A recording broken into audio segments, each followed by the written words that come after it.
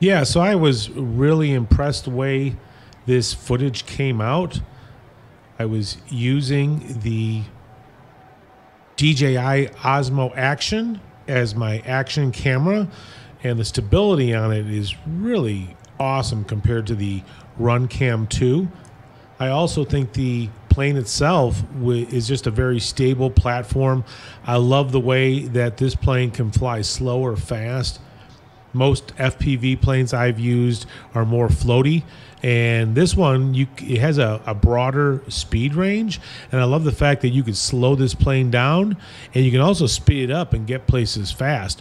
But the stability between the Osmo Action camera and the actual plane itself, I think the footage of this came out really great. Too bad it's so brown and dry here in SoCal as we're hitting another drought. It was nice and green about 2 or 3 months ago, but no longer. But anyways, I was real impressed. So I'm going to keep trying using this Osmo Action camera for other flight videos, you know, on planes that can actually carry it, because it's not a lightweight camera.